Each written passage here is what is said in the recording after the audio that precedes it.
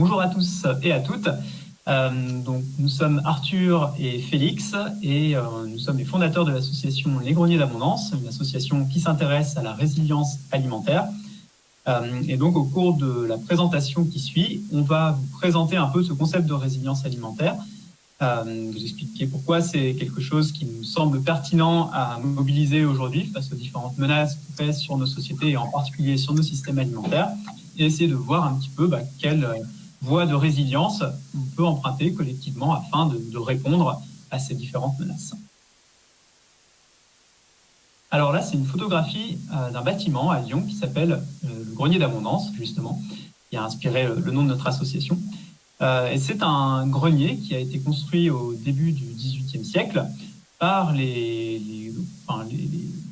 municipalité, les conçus à l'époque de la ville de Lyon, en vue justement de stocker du grain pour prévenir les risques de famine dans la ville et donc les troubles à l'ordre public qui en résultent.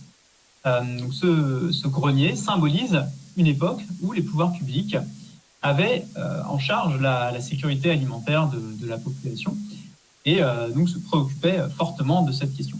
Aujourd'hui, ce n'est plus le cas. La sécurité alimentaire du pays, ce n'est plus les pouvoirs publics au niveau de l'État, des régions, des communes qui s'en chargent, mais c'est quelque chose qui a été progressivement délégué à des acteurs privés comme les agriculteurs, les entreprises agroalimentaires ou de la distribution.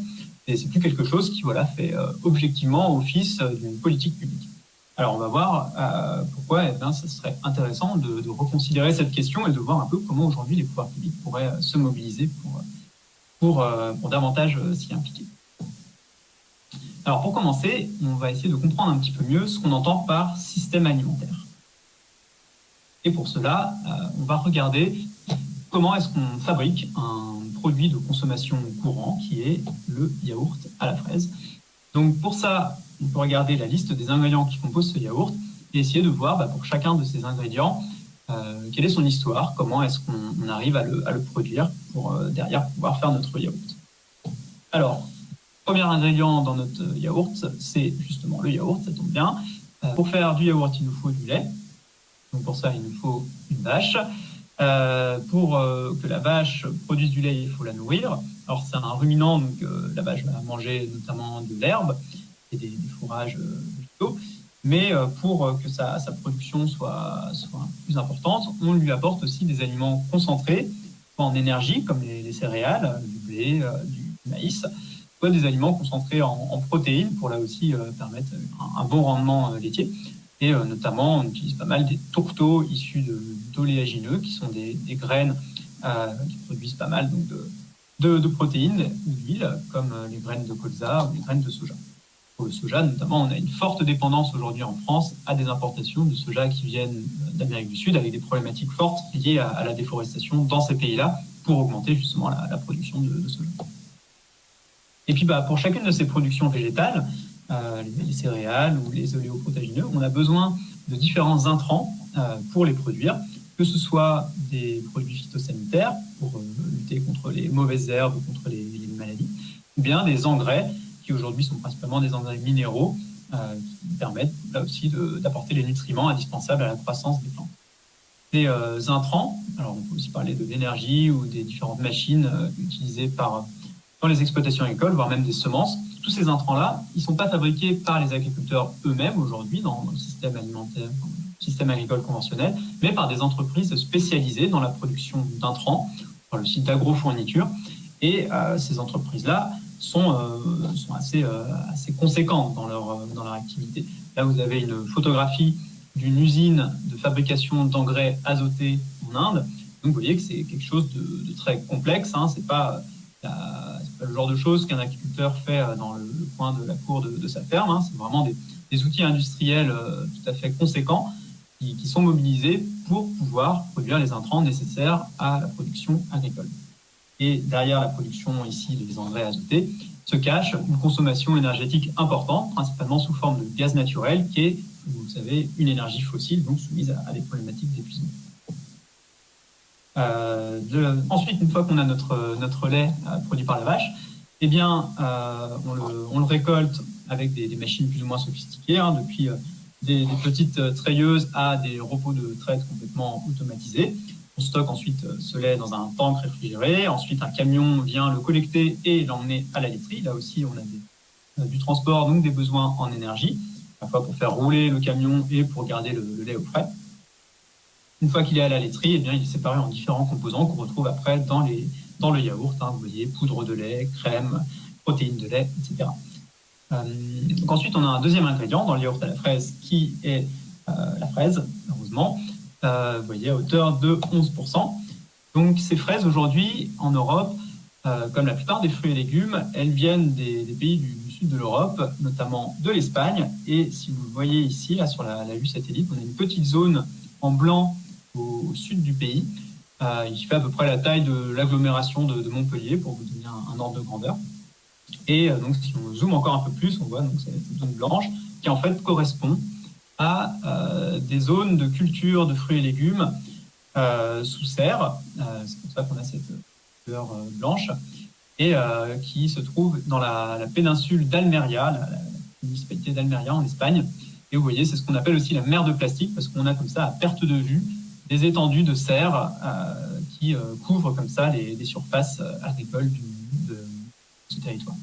Donc, on a ici un exemple d'exploitation, encore une fois, de mode de production très intensif de ces fruits et légumes, ici en tout cas pour ceux qui vont alimenter la plupart des grands marchés européens, comme celui de Rungis, et d'ailleurs se retrouver dans la plupart des produits de consommation courante du pays. Donc pour produire les fraises, on a besoin à nouveau d'intrants divers et variés. On a des systèmes d'équipement de consommation d'énergie qui sont aussi associés à cette culture de fraises, principalement hors sol, en tout cas en ce qui concerne la péninsule d'Almeria. Des travailleurs aussi qui doivent intervenir, donc de la main-d'œuvre, soit du pays, soit étrangère. Et puis des usines derrière qui permettent de laver les fraises, de les trier, de les conditionner, avec là aussi des besoins en énergie et en main-d'œuvre. Troisième ingrédient, le sucre. Pour ça, en France, on utilise principalement le sucre issu des betteraves. Donc, pour cultiver des betteraves, il nous faut des intrants, des machines, de l'énergie. Et puis, pour en extraire le sucre, on a des usines, des sucreries qui permettent d'extraire le sucre de la betterave, là aussi à grand renfort d'énergie pour pouvoir faire ce procédé industriel relativement complexe. On a ensuite du jus de carotte, donc il nous faut cultiver des carottes, là aussi à renfort d'intrants divers et variés, et puis il nous faut une usine pour laver, trier, conditionner les productions derrière et les transformer en jus de carotte. On retrouve ensuite de l'amidon transformé de maïs, donc à nouveau une culture végétale, ici le maïs, et une usine, une amidonnerie, qui vous voyez encore une fois est quelque chose de tout à fait complexe, avec des machines sophistiquées et une consommation énergétique pour récupérer derrière le composé, l'agent texturant ici, qui rentre dans la fabrication du yaourt. On a d'autres additifs qui sont des épaississants, ici la gomme de guar, qui est une légumineuse principalement produite en Inde et au Pakistan. Donc, ici, il nous faut des intrants, de la main-d'œuvre et une usine pour récupérer les composants d'intérêt. Et puis des carragénanes, qui sont des composés issus d'algues rouges, cultivés aujourd'hui principalement en Chine et aux Philippines, avec à nouveau une usine pour en extraire les composants d'intérêt. Et enfin, des arômes, qui sont eux principalement issus de l'industrie pétrochimique. Et donc là encore, vous voyez des complexes industriels tout à fait importants pour récupérer ces petites molécules qui représentent en masse quantité infinitésimale par rapport au yaourt, mais qui sont quand même importants pour le produit chimique. Donc une fois qu'on a tous ces produits qui proviennent de différents continents, comme on a pu le voir, il faut les acheminer tous ensemble dans l'usine de fabrication du yaourt, où là encore, grâce à des machines et de l'énergie, on va pouvoir fabriquer notre yaourt. Au passage, on a aussi besoin de divers produits pour faire l'emballage, donc du plastique, du papier, du carton, des encres, des colorants. Une fois qu'on a le produit, il est convoyé par des camions dans des centres de consolidation logistique, comme celui que vous voyez ici en Isère, qui sont des vastes zones où on entrepose les produits alimentaires avant de les acheminer vers les supermarchés, qui sont les lieux de distribution finaux, où les consommateurs vont pouvoir les acheter. Et c'est donc à partir de ce moment-là que le produit arrive dans le panier du consommateur et finalement sur sa table. Donc vous voyez que à partir d'un seul exemple ici d'aliment relativement banal, un yaourt à la fraise, eh bien, on a vu tout un tas d'activités qui étaient nécessaires à sa fabrication et tout un tas de ressources qui étaient aussi utilisées dans sa fabrication, que ce soit pour les différents ingrédients qu'il compose ou pour l'assemblage et le transport. Et donc, ça vous montre un peu toute la complexité du système alimentaire qui correspond finalement à l'ensemble des activités qui permettent de produire notre nourriture, de la transformer et de la transporter jusqu'au lieu de consommation. Donc là, vous voyez à travers ce petit schéma, un récapitulatif des grandes activités qui interviennent au sein de notre système alimentaire et qui montre un peu l'interdépendance entre tous ces acteurs et l'importance d'avoir des flux entre ces activités qui permettent au système de bien fonctionner. Donc, ce qu'il faut retenir, c'est qu'aujourd'hui, le système alimentaire dominant, qui est le système industrialisé, eh bien, il repose sur cette complexité, sur cette diversité d'acteurs et sur une consommation de ressources qui est importante, et notamment de ressources énergétiques, dont des énergies fossiles, et que toutes les conditions qui aujourd'hui permettent à ce système de produire des quantités importantes de produits agricoles et de fonctionner de manière fluide, eh bien, ne sont pas garanties pour les années à venir, pour différentes raisons, et notamment suite à l'aggravation de certaines menaces globales qui pèsent aujourd'hui sur nos sociétés et dont Arthur va vous parler. Donc, je vais en effet détailler quels sont ces grands faisceaux de menaces qui mettent en péril le fonctionnement du système alimentaire moderne que Félix vient de présenter. La première menace dont on entend le plus parler est probablement le changement climatique. Alors, le changement climatique va avoir des conséquences catastrophiques sur la production agricole un peu partout dans le monde, mais même dans un pays, disons, tempéré, aux latitudes moyennes, comme la France, on va voir qu'il aura des conséquences très importantes. Donc ça, c'est une carte qui représente l'évolution de l'indice d'humidité des sols à différents horizons de temps. Donc on prend 1970 comme année de référence et on cherche à évaluer en 2055 quel sera l'indice moyen d'humidité des sols. Et donc c'est une carte qui a été réalisée par Météo France et l'Institut de climatologie Pierre-Simon Laplace et qui cherche donc à faire de la prédiction régionalisée du changement climatique. Donc vous voyez qu'en 2055, dans un scénario de réchauffement médian, qui correspond à peu près à plus 3 degrés à la fin du siècle, on arrivera à un indice d'humidité des sols qui correspond dans diverses régions très productives, comme la Beauce, la Picardie et la Champagne, au niveau de sécheresse extrême actuelle.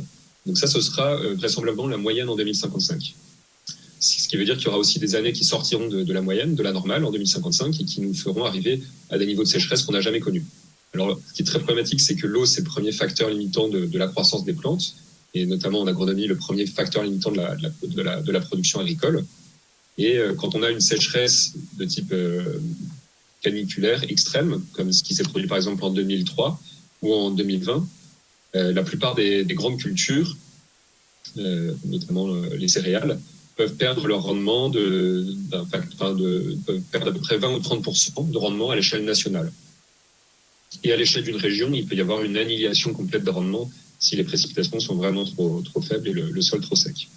Donc ça, c'est pour la moitié du siècle. Et si on regarde maintenant à un horizon un peu plus long terme, plutôt vers la fin du siècle, on voit que donc toujours dans ce scénario médian, on arrivera à un niveau moyen de sécheresse qui correspond au niveau extrême actuel. Et ce sera la moyenne. Toujours dans un scénario donc de réchauffement moyen. Il pourrait que ce soit encore pire que ça. Ensuite, une autre menace qui pèse aujourd'hui sur le système alimentaire, c'est l'effondrement de la biodiversité. Donc l'effondrement, c'est un terme dont on entend beaucoup parler, qui est assez mis en débat, qui fait assez polémique même en ce moment. Et il faut comprendre que pour ce qui relève de l'évolution de la biodiversité, de la biosphère terrestre, c'est le terme aujourd'hui consacré par la littérature scientifique, au sens où on est en train de vivre un effondrement, une crise d'extinction de masse à une vitesse donc qu'on n'a pas connue depuis des centaines de milliers d'années, voire des millions d'années. Alors, c'est intéressant de voir qu'on a déjà une vision très déformée de ce qui est la biodiversité sur Terre en général, parce qu'on regarde des documentaires animaliers, qu'on a tous consulté beaucoup de recueils de livres pour enfants avec plein d'animaux. Enfin, disons que la faune sauvage était largement mise en avant. Et ça, c'est un graphique qui vous présente la distribution par masse des mammifères terrestres sur la Terre. Et vous voyez donc que l'homme, qui est représenté ici en bleu, et ces animaux domestiqués, qui sont représentés en marron, s'accaparent la grande majorité de la masse des mammifères terrestres. Donc la faune sauvage, les mammifères terrestres sauvages, sont représentés par les petits carrés verts. Et en fait, l'homme et ses animaux domestiqués, c'est environ 98% de cette masse des mammifères terrestres. Ce qui est inquiétant, c'est que ça correspond pas à un état stabilisé. Le rythme d'extinction des espèces continue d'augmenter et la masse des mammifères sauvages continue de baisser, si bien que en ces 40 dernières années, on a perdu à peu près 60% des populations d'animaux sauvages, d'après un rapport du WWF. Ça ne concerne pas uniquement les mammifères sauvages. Il y a notamment tout le règne des insectes qui est en train de connaître un effondrement extrêmement rapide. En Europe, il y a une étude parue récemment dans la revue Nature qui estime le déclin de la biomasse des arthropodes, qui contient donc les insectes, dans les prairies, de l'ordre de 2/3, donc 2/3 des effectifs d'arthropodes en l'espace d'une dizaine d'années. Donc c'est un effondrement absolument vertigineux. Les insectes rendent des services écosystémiques considérables. Ils sont à la base de la chaîne alimentaire, de nombreuses chaînes alimentaires. Et puis, pour nos systèmes alimentaires, ils fournissent de nombreux services très utiles, comme la pollinisation. Aujourd'hui, à l'échelle mondiale, c'est 3/4 des plantes qu'on cultive qui sont dépendantes de la pollinisation, ce qui correspond à peu près au tiers de la production agricole mondiale. Donc, c'est difficile d'estimer quelles seront les conséquences en termes de perte de rendement si on fait face à ce type d'effondrement brutal de la capacité à polliniser les plantes cultivées. Et puis, ces insectes participent aussi à la régulation de divers paramètres des écosystèmes, la régulation des parasites, des maladies. Et puis, comme ils se trouvent à la base de la chaîne alimentaire, ça fait que leur effondrement implique celui notamment des oiseaux. Et les oiseaux sont aussi des régulateurs de ces agroécosystèmes. Donc, ça risque de se manifester par des écosystèmes qui sont beaucoup plus simplifiés et qui sont donc beaucoup plus vulnérables à des perturbations extérieures. Donc, les explications de cet effondrement dramatique ne sont pas à chercher très loin. D'ailleurs, elles sont connues depuis plusieurs décennies. La première d'entre elles, aujourd'hui, pour ce qui concerne les insectes, c'est l'utilisation massive de produits phytosanitaires, notamment d'insecticides, dont les néonicotinoïdes. Et puis, une autre raison importante à l'effondrement de la biodiversité, au-delà du règne des insectes, c'est la simplification des écosystèmes, donc la destruction des éléments fixes dans le paysage, la destruction de toutes les niches écologiques. Donc ça peut très bien se voir en regardant des cartes du territoire national, des photographies aériennes. Donc là, vous voyez une photo de 1960 et exactement à la même échelle, une photo prise cette année, en 2020. Donc ça se situe en périphérie de Lyon. Et vous voyez qu'en passant de 1960 à 2020, on assiste à un agrandissement très fort des parcelles, une simplification donc du paysage avec une disparition des haies, une simplification des rotations culturales aussi. Voilà. Donc toutes ces évolutions font qu'il y a de moins en moins de place pour le monde animal sauvage, dont les insectes font partie.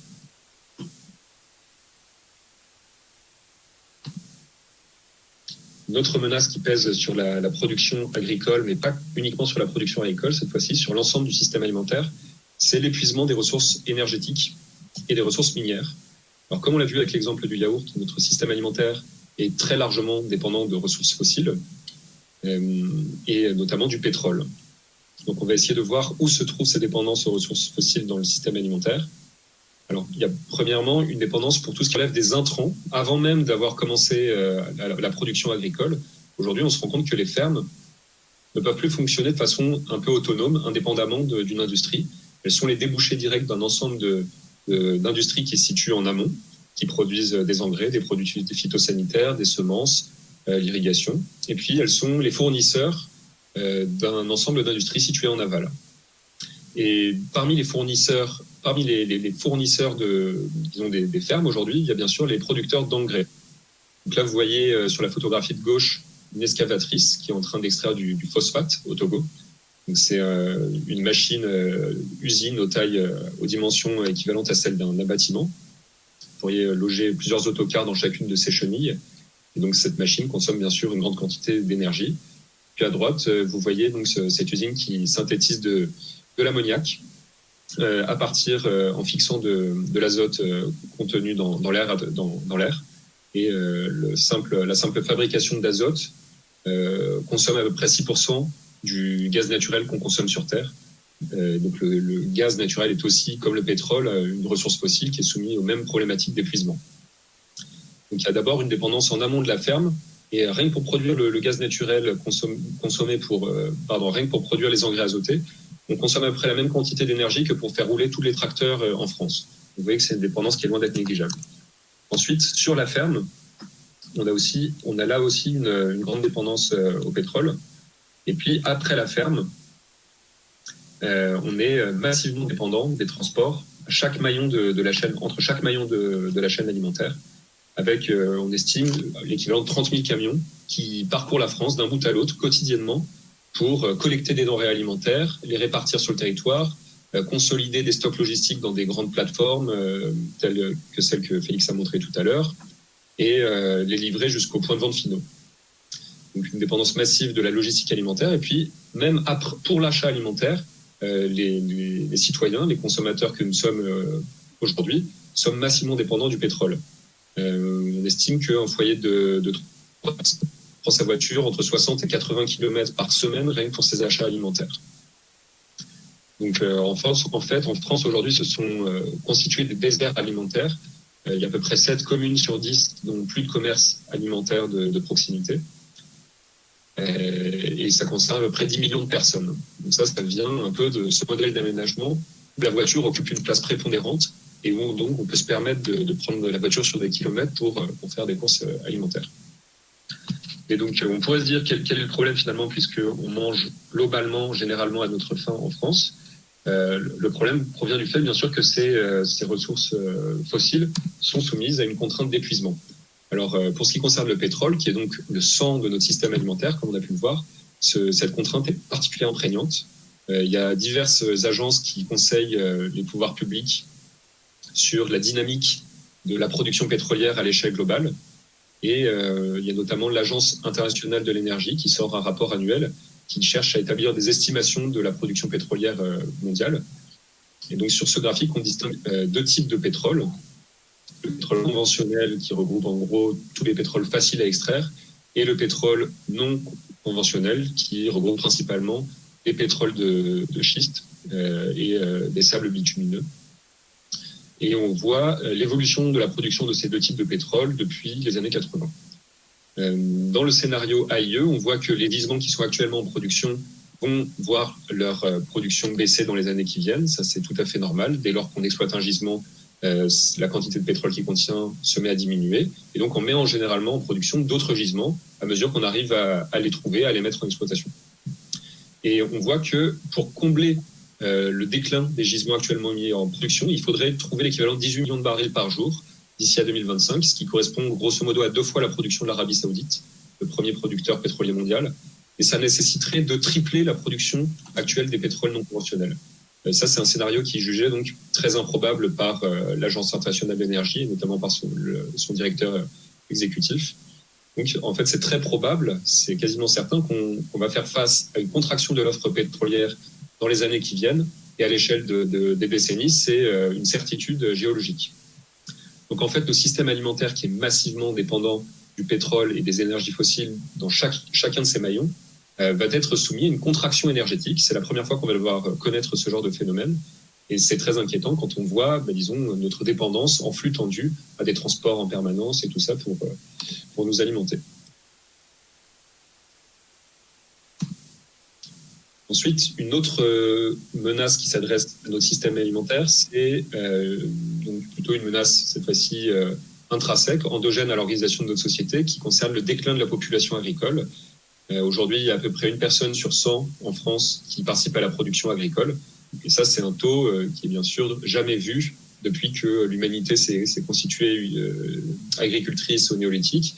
Il y a toujours eu une proportion significative de la population qui participe à la production agricole. Historiquement, c'était même l'écrasante majorité. Et là, on a des ratios complètement inversés avec une infime fraction de la population qui participe à la production agricole. Et ça aggrave finalement ça aggrave les vulnérabilités vis-à-vis des menaces qu'on a vues plus tôt. Parce que qui dit moins d'agriculteurs dit des fermes plus grandes, plus homogènes, plus intensives dans l'utilisation des ressources fossiles. Et donc, c'est finalement un problème pour faire face aux différentes menaces qu'on a évoquées plus tôt. Et la tendance continue de s'aggraver. Aujourd'hui, la population agricole est très vieillissante et le nombre d'agriculteurs dans l'espace d'une décennie pourrait encore baisser d'un quart si rien n'est fait pour finalement remplacer les exploitants actuels, essayer de finalement mettre un terme au déclin de cette population.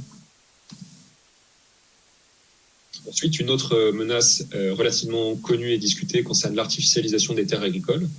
Donc, artificialiser une terre agricole, c'est finalement lui changer son usage, en général pour l'artificialiser, c'est-à-dire la bétonner, en faire des logements dans à peu près la moitié des cas, et puis des entrepôts, des usines, des routes dans une autre partie des cas.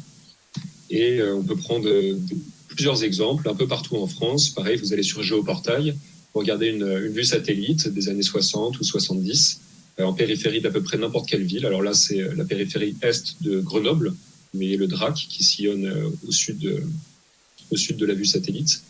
Et puis, vous la superposez avec une vue satellite moderne.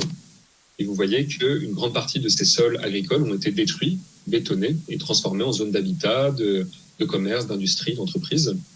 Donc cette perte se fait de façon irréversible, en tout cas à l'échelle des temps d'organisation de notre société. Ce sont des terres agricoles qui sont irrémédiablement perdues. Et c'est très problématique parce que d'une part, elles se situent à proximité immédiate des villes, donc des lieux de consommation. Et puis d'autre part, ce sont des terres qui sont très fertiles puisqu'historiquement, les villes se sont implantées dans des territoires fertiles, notamment dans les alluvions des grands fleuves et des grandes rivières. Une autre menace qui s'adresse au système alimentaire aujourd'hui, c'est le risque de récession économique, qui est très prégnant avec l'actuelle crise sanitaire qu'on traverse et les mesures de restriction de déplacement, de confinement que traversent les économies mondiales. On voit que la dépendance à l'aide alimentaire est en train d'exploser, notamment. Ce que vous voyez derrière cette image, c'est une banque de distribution alimentaire, de l'aide alimentaire d'urgence.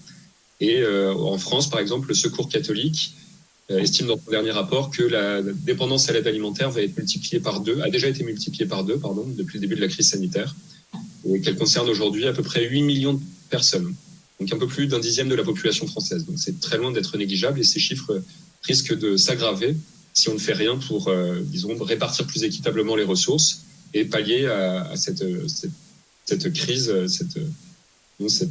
cette inégalité qui empêche des foyers d'accéder tout simplement financièrement à des biens alimentaires qui pourtant existent, ont été produits, sont disponibles dans les rayons. Donc, ce qu'on a vu dans cette seconde partie de notre exposé, c'est qu'il y avait un ensemble de menaces de nature très diverses qui pèsent sur chaque maillon du système alimentaire, depuis la production d'intrants, la production agricole, la distribution, la transformation et puis même la consommation des habitants à la fin.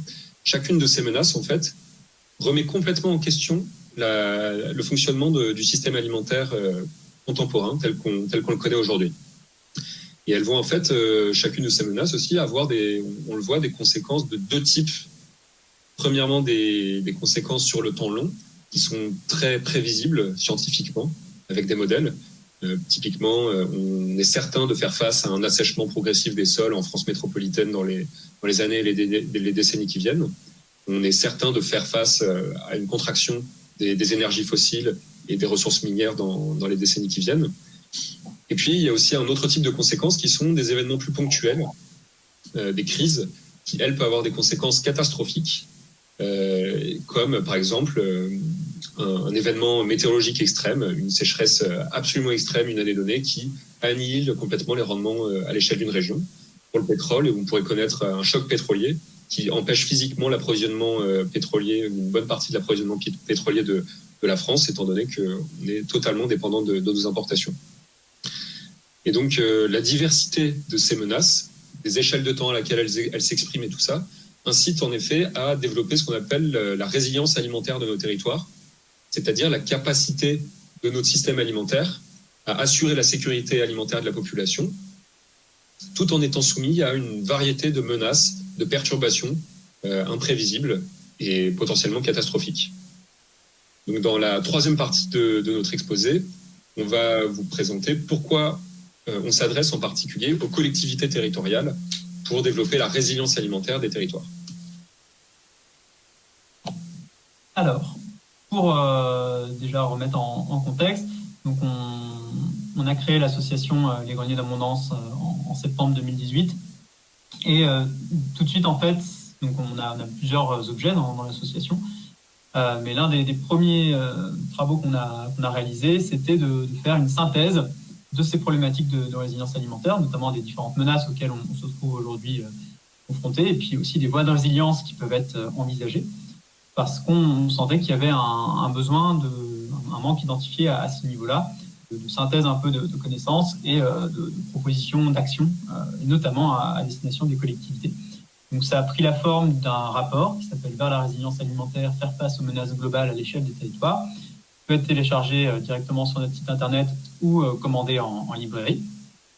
Et donc ce rapport qu'on a publié juste avant le début de la crise liée au coronavirus explore un petit peu donc menaces, voies de résilience et surtout donne un grand nombre d'exemples d'actions, d'initiatives qui ont été déjà engagées dans différents territoires en France métropolitaine, notamment des actions qui bénéficient du soutien des collectivités ou qui en sont directement à l'initiative. Donc voilà un peu un public qui me semble intéressant de mobiliser pour cela, pour diverses raisons. D'une part, parce que l'échelle locale qui est propre aux collectivités territoriales, comme les communes ou les intercommunalités en particulier, eh bien, elle est essentielle du point de vue de la résilience, parce que confrontée à la raréfaction des énergies fossiles, en particulier du pétrole, eh bien, évidemment, les flux vont se contraindre, vont se contracter, et donc l'échelle un petit peu physique des transferts de marchandises, des déplacements, etc., va se réduire. Donc l'échelle locale apparaît comme un élément incontournable de l'avenir, quelles que soient finalement les volontés politiques ou quoi. On sera contraint physiquement par la raréfaction des énergies fossiles. Donc ça semble très intéressant dès aujourd'hui d'anticiper la réorganisation des systèmes alimentaires à cette échelle locale.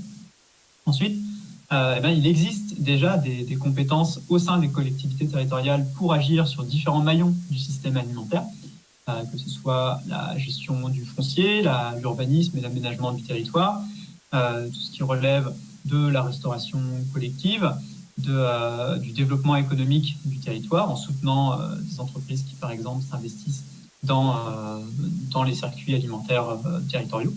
Et puis, plus généralement, on voit émerger de plus en plus des projets alimentaires territoriaux, là aussi souvent portés par les intercommunalités, qui essayent de dégager, de rassembler déjà les acteurs du système alimentaire du territoire et de les fédérer autour de grands objectifs, notamment en vue de répondre à certains enjeux qu'on a pu évoquer.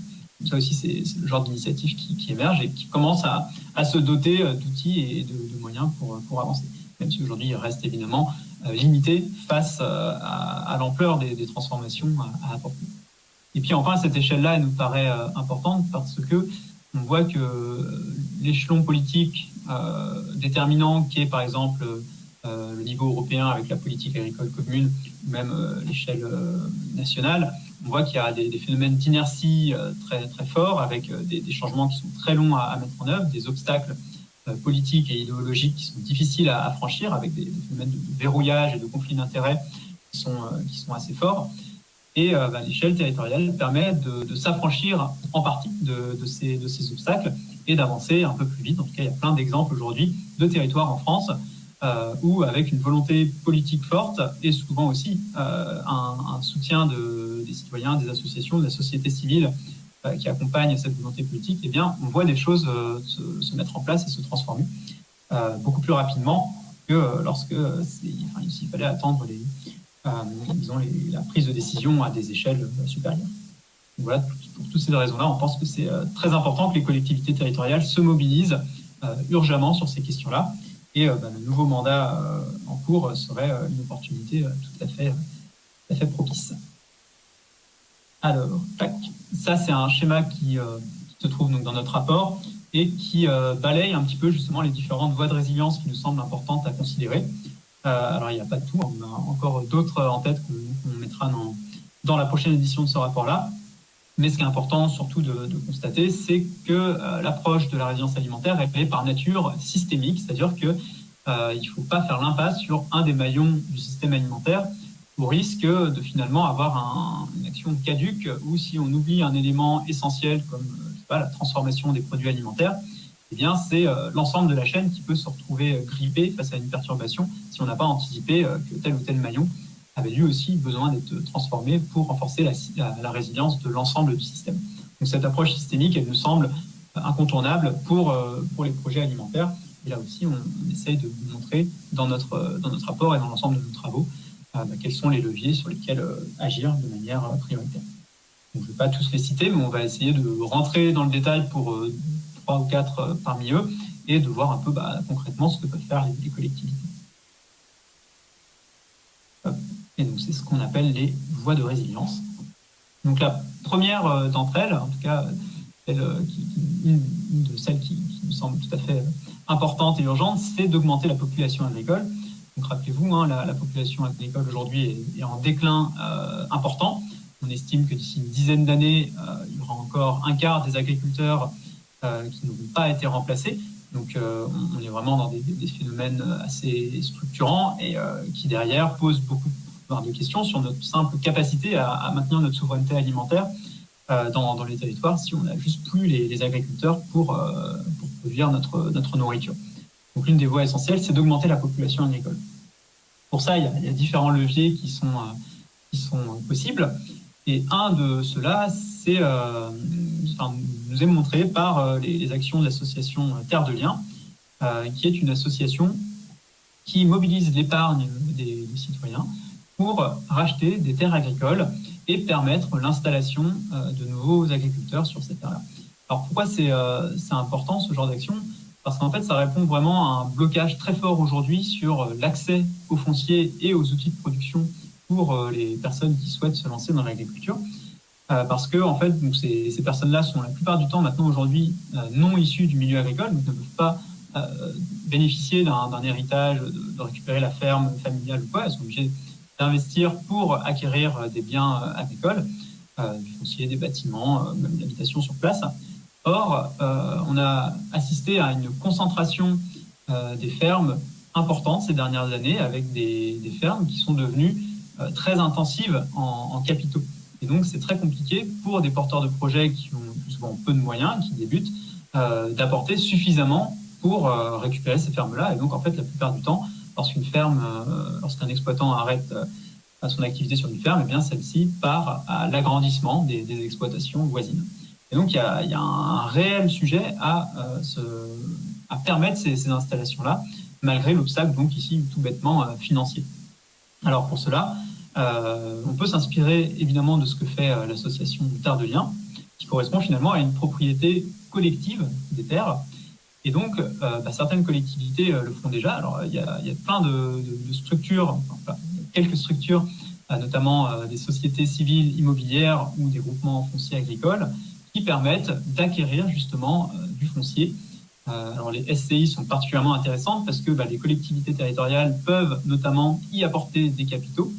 Et donc, on pourrait tout à fait imaginer que toutes les intercommunalités se dotent de SCI pour récupérer les terres, en tout cas une partie des terres agricoles qui sont cédées par les exploitants actuels et favoriser l'installation, la transmission de ces fermes à des nouveaux agriculteurs. C'est vraiment le genre d'outil qui existe déjà et qui pourrait être largement généralisé afin de freiner ce déclin-là et donc de répondre à cette résilience.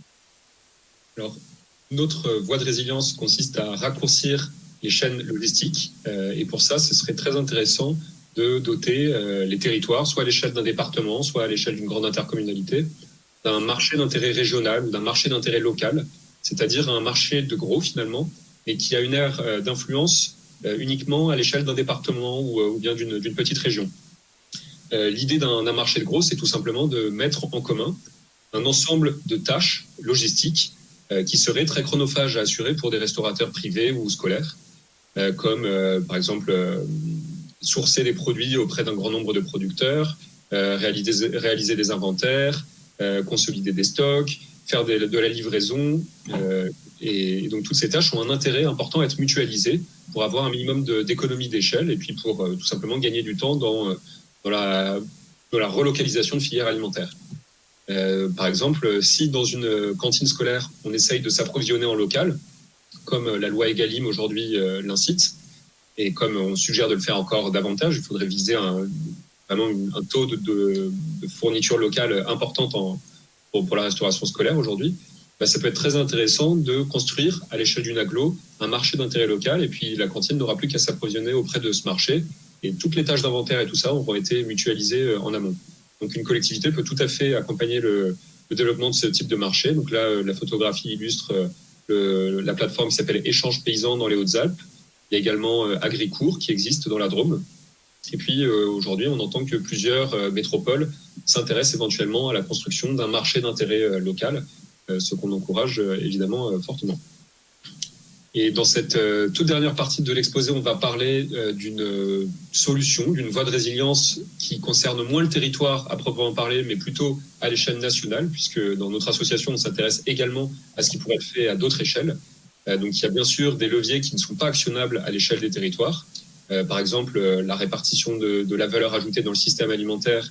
Un territoire ne peut agir que sur quelques filières sur lesquelles il a le contrôle, mais disons, il aura peu de prise sur l'organisation socio-économique de notre pays.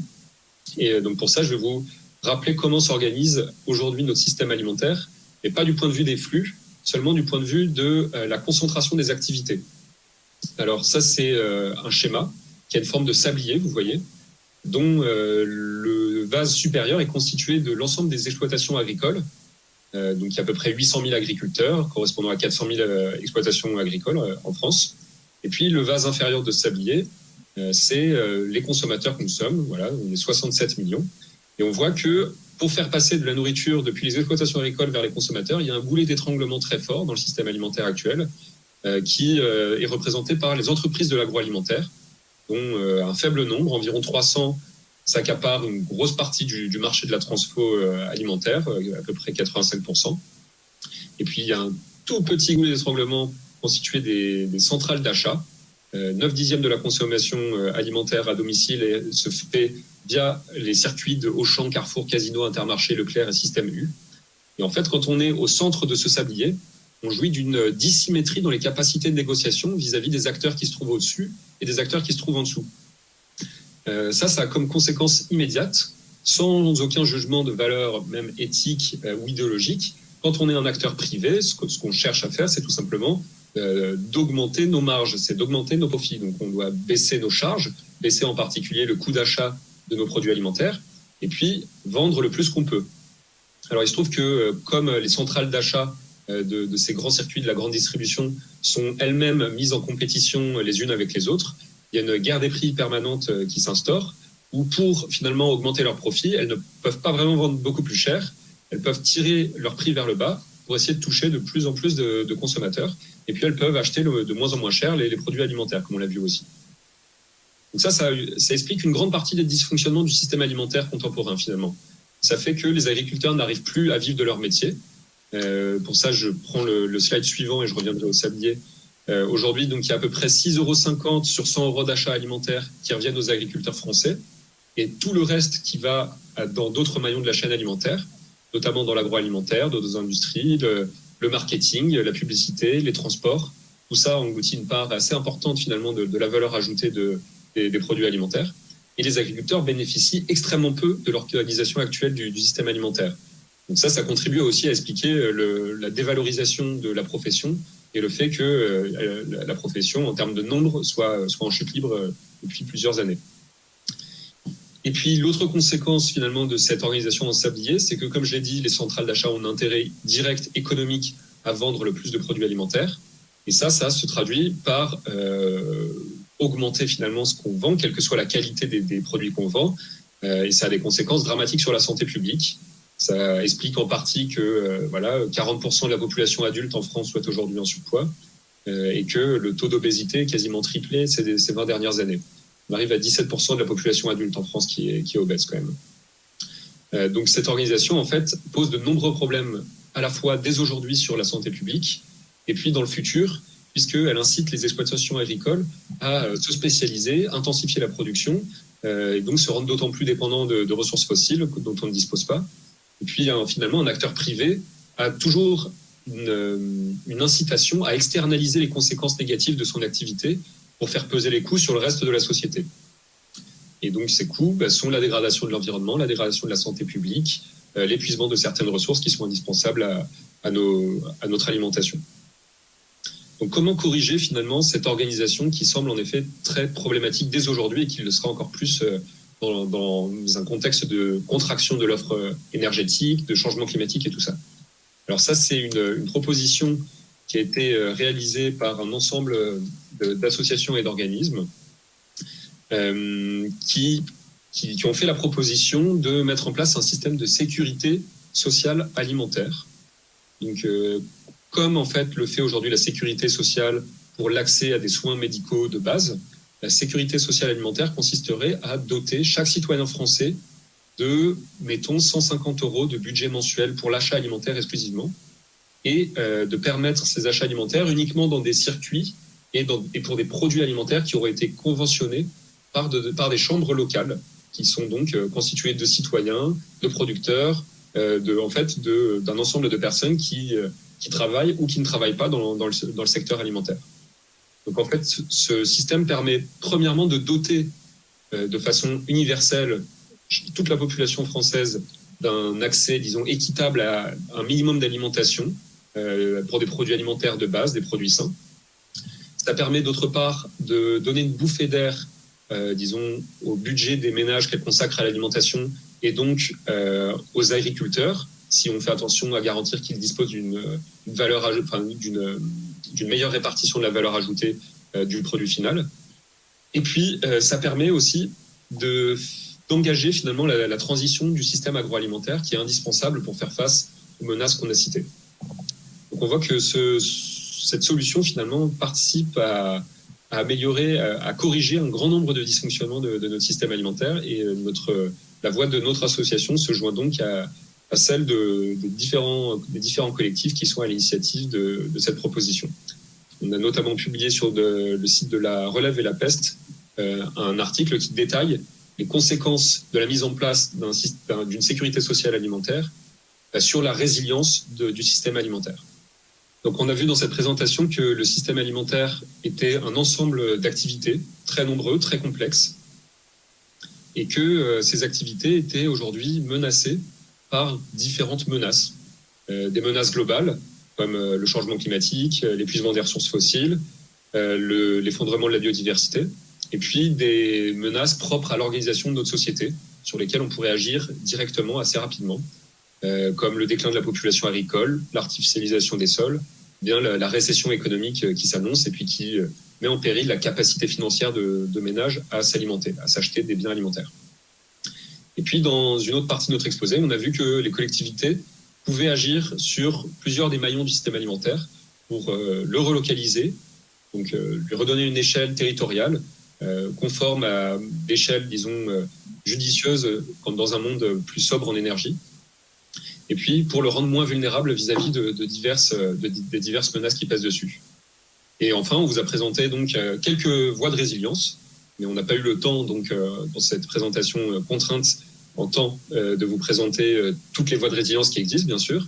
Donc, on vous conseille fortement d'aller voir sur notre site résiliencealimentaire.org, d'aller consulter notre rapport qui est en téléchargement libre, open source, pour, disons, inspirer et donner un cadre méthodologique, un cadre d'analyse à un éventuel projet alimentaire de territoire.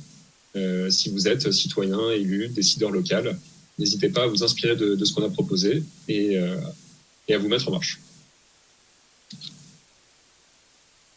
Merci beaucoup et à bientôt.